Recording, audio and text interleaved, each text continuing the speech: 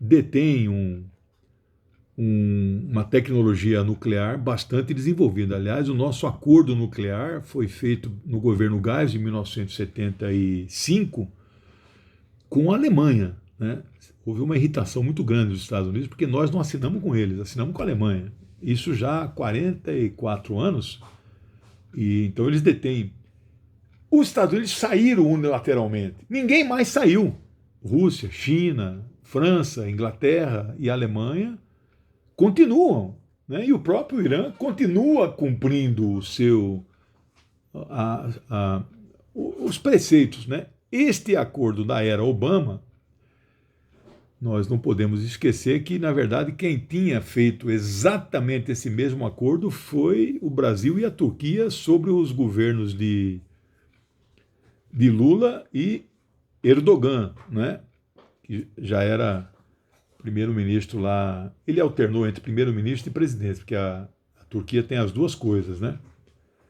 Que nem o Putin altera entre presidente e primeiro-ministro, né? Governa lá faz um certo tempo, né? Então, Lula, Erdogan, junto o presidente do Irã na época era o Ahmadinejad, que tem uma origem proletária, operária, né? Eles assinam os Estados Unidos na gestão, era a gestão já Obama, né?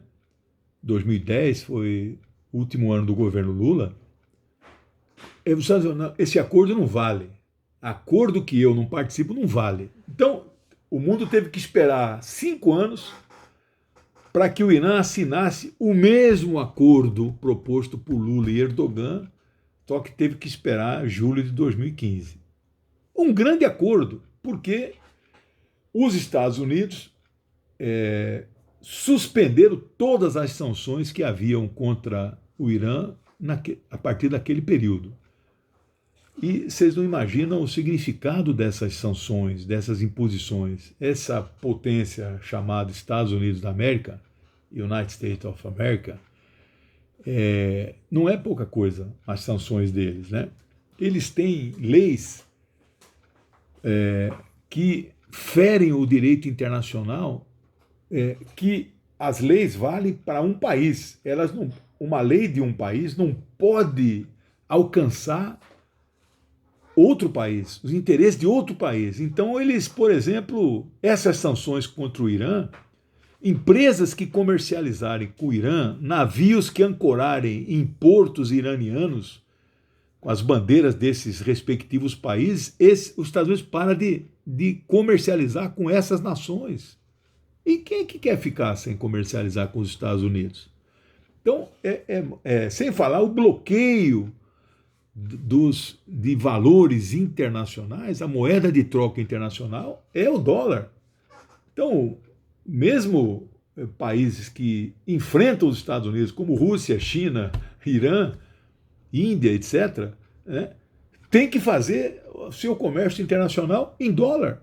E tem depositado esses dinheiros em bancos internacionais que os Estados Unidos têm capacidade, né, através do BIS, né, Bank of International Settlements, é o chamado Banco Central, é o Banco Central dos bancos centrais, né? Esse banco controla tudo, né? Eles têm a capacidade de bloquear dinheiro de uma nação, de um povo, que fica depositado em bancos espalhados pelo mundo. Isso afeta a economia do Irã, como afeta a economia da Venezuela, não é? Ou seja, tecnicamente falando, nós podemos dizer que os Estados Unidos já estão em guerra contra o Irã, quando ele adota uma medida como essa, não é? Eles saíram do Iraque em 2012, a gestão do Obama, né? Mas ainda existem sanções impostas, né, que dificultam, né, o ressurgimento da economia de um país, essas sanções, né? Bem, o que é interessante dizer que nos últimos 3 ou 4 dias o New York Times deu uma manchete, né, que é uma manchete singular, né? Eu não sou jornalista, escrevo, mas não sou jornalista. Uma manchete que dizia mais ou menos assim: Donald Trump, presidente dos Estados Unidos, decide atacar o Irã, vírgula, mas volta atrás em seguida. Eu nunca vi uma manchete desta envergadura para o maior jornal dos Estados Unidos. Aqui a primeira coisa a dizer é que nós não sabemos se ele tomou a decisão e voltou atrás. Na cadeia de comando do complexo militar dos Estados Unidos, quando se toma uma decisão, você não volta atrás meia hora depois. É uma cadeia que já manda disparar mísseis, que já manda cercar, que já não sei o quê, né? E nunca saberemos se isso... Mas o New York Times deu. E aí, ao tomar essa decisão, né, ao teria tomado a decisão, imediatamente, qual é o país que lança uma nota que se pronuncia contra o ataque ao Irã? Não porque goste do Irã, porque ele sabe as consequências. A Arábia Saudita, essa mesmo, né? Porque é a que irá perder mais, porque não tem como os Estados Unidos garantir o espaço aéreo, né, dos mísseis que poderiam vir, né, do Irã, direcionados à Arábia Saudita, mais especificamente às maiores refinarias, as maiores concentração de poços petrolíferos da Arábia Saudita, que produz 8 milhões de barris dia, 4 vezes a produção brasileira, né?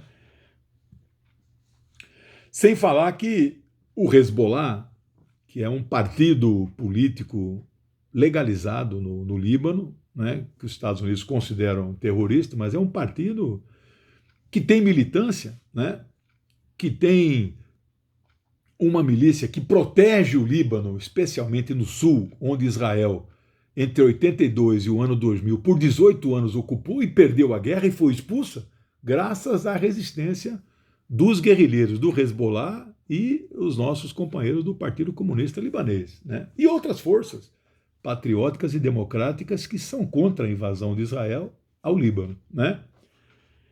O Hezbollah declarou, né, nesses últimos dias, eu assistia, o meu árabe não é suficiente para entender tudo o que falo, mas eu capto, né, pequenos sentidos, e nem tudo que a gente assiste na internet tem legendas, ou seja, em inglês, francês ou espanhol, que são línguas que eu domino, mas eu vi como ele foi enfático, né? O Nasrallah, né? Que é o comandante, né? O secretário-geral do Hezbollah. Ele declarou que o Oriente Médio virará um palco de guerra, entrará em chamas, e Israel que se cuide, porque o Hezbollah tem um armamento mais poderoso que o próprio exército libanês, que por imposições de tratados internacionais tem limitações do seu armamento, porque exatamente faz fronteira com Israel. E o Líbano não tem condição de resistir a isso e ele acaba aceitando isso. Então o Hezbollah tem um arsenal de mísseis fortes, poderosos o suficiente para atingir, inclusive, Tel Aviv. Eles sabem disso. E o Hezbollah não vai deixar isso barato, né? Dessas 6 vezes que eu tive no mundo árabe, 2 eu passei no Líbano e tive com o Hezbollah, conheci os companheiros de lá, são lutadores, né? Bom, dito isso, nós então vamos para a parte final aqui da minha tentativa de explanação, né? O Irã não vai ceder às pressões, né? O Irã já disse que não fará nenhuma agressão, mas responderá à altura todo o ataque, toda a agressão que ele sofrer, né? E aí nós tivemos a semana passada um episódio que nós chamamos em política internacional uma provocação internacional. Um drone é esses aviões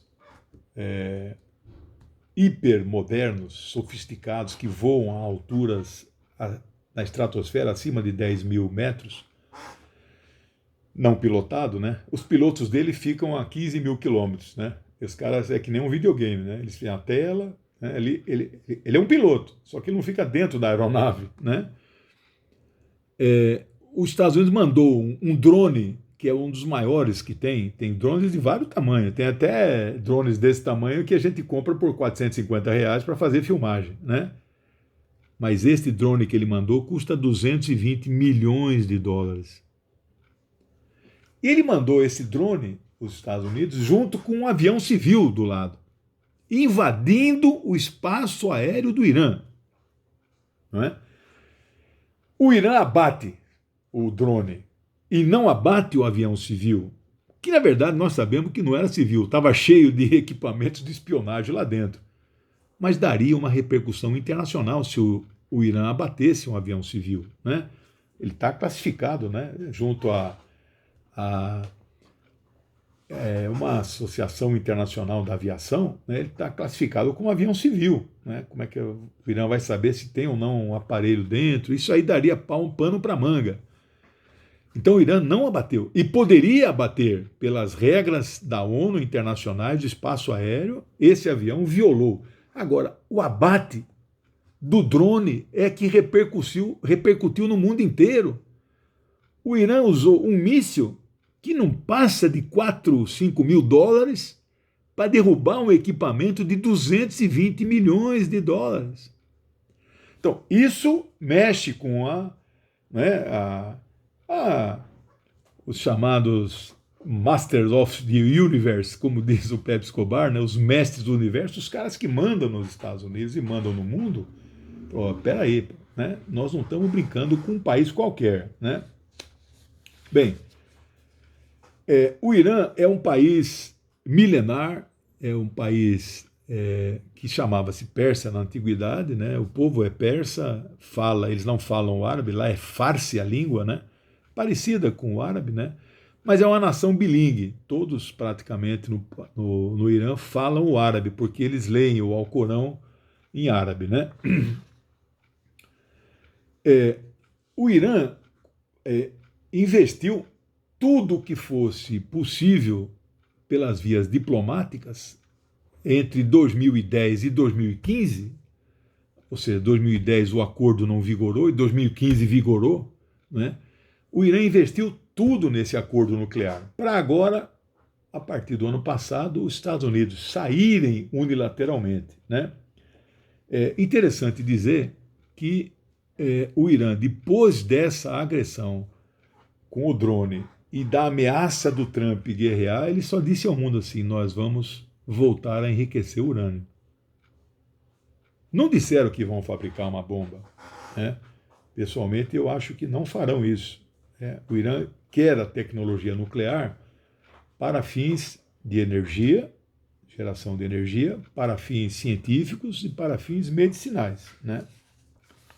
Bom, é preciso registrar que o Irã tem um governo que está profundamente irmanado com o povo iraniano. Nesses 40 anos da Revolução Islâmica de fevereiro de 1979, eu nunca me esqueço, eu estava quase terminando a faculdade e montamos um comitê de apoio à Revolução Iraniana, né? Em julho daquele ano também iria acontecer a Revolução Sandinista na Nicarágua, e também montamos um comitê, né?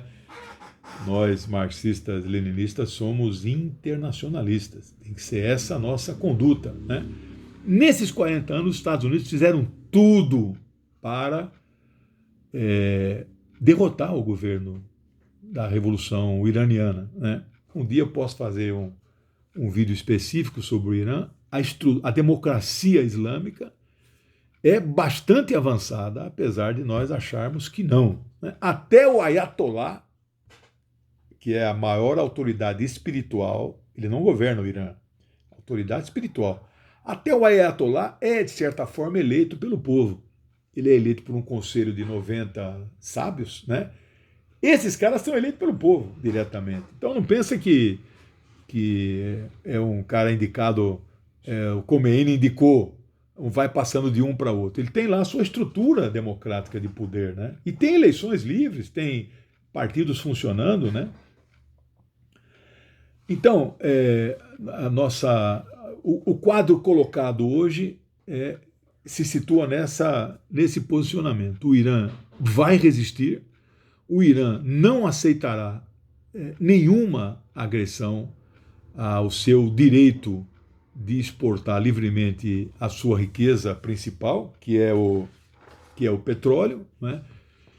E o Trump ficou emparedado, né? Está numa situação que nós vamos aguardar aí nas próximas horas ou dias para ver qual é a reação. Vamos dizer assim, como se diz em linguagem de xadrez, o Irã mexeu uma peça do tabuleiro, agora precisa ver qual é a mexida de peça que os Estados Unidos darão, né?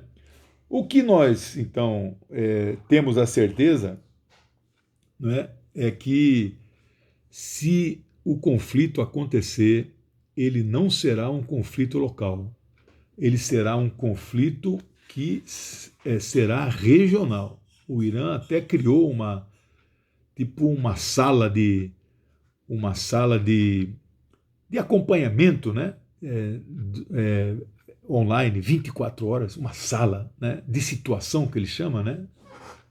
Room of situation room, e convidou para participar desta sala representantes do Iraque, do Líbano, da Síria, do Paquistão, né, para manter os seus aliados informados imediatamente qual é a reação que o Irã adotará, né?